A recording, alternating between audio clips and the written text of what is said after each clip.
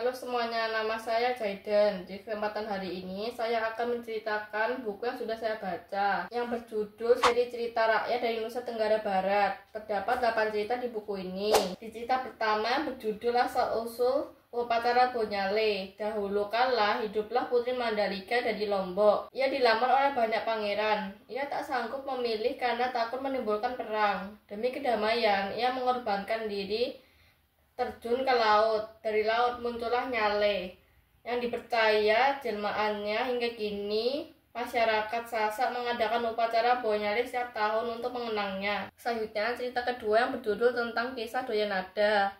Jadi dahulu kala hiduplah Doyanada, anak ajaib yang rakus. Dia diusir oleh ayahnya dan pergi mengembara. Ia berteman dengan 2 petapa, mengalahkan raksasa, lalu menikahi putri yang diselamatkannya.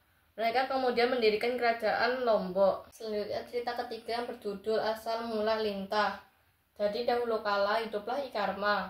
Ikarma mendapatkan warisan minyak kelapa dari orang tuanya.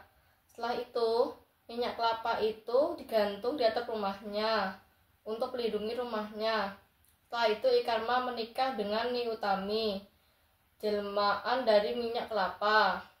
Ikarma menyuruh Nyi Utami untuk mengambilkan air. Saat mengambilkan air, Nyi Utami tergelincir dan jatuh ke dalam sungai dan menjadi lintah. Selanjutnya cerita keempat yang berjudul Papuk Mame dan Papuk Kine. Jadi dahulu kala Papuk Mame dan Papuk Kine sendal ajaib milik raja, terus berubah wujud demi ambisi. Karena serakah ingin menjadi Tuhan, mereka pun dikutuk dari sandal. Selanjutnya cerita kelima yang berjudul Legenda Makam Embung Puniti. Jadi dahulu kala seorang pemuda menikahi bidadari setelah menyembunyikan selendangnya. Namun saat selendang itu ditemukan, sang bidadari kembali ke langit. Setelah pemuda tersebut wafat, makamnya dikenal sebagai Embung Puniti. Selanjutnya cerita keenam yang berjudul Putri Sari Bulan. Putri Sari Bulan adalah putri yang cantik dengan cahaya seperti bulan. Suatu hari ia sakit dan cahayanya memudar.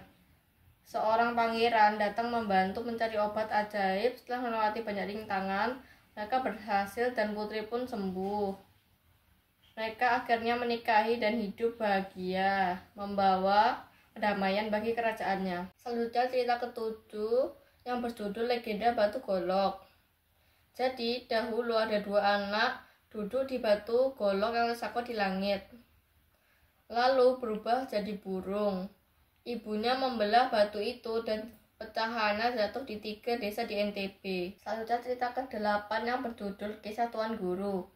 Jadi anak Tuan Guru adalah anak laki-laki yang bijak di sebuah desa Lombok yang selalu mengajari agama dan membantu warga saat desa mengalami kesulitan panen. Ia memimpin doa dan memberi semangat. Setelah itu panen pun menjadi melimpah dan warga pun makin percaya pada keberkahan guru. Sekian dari saya, terima kasih. Salam literasi.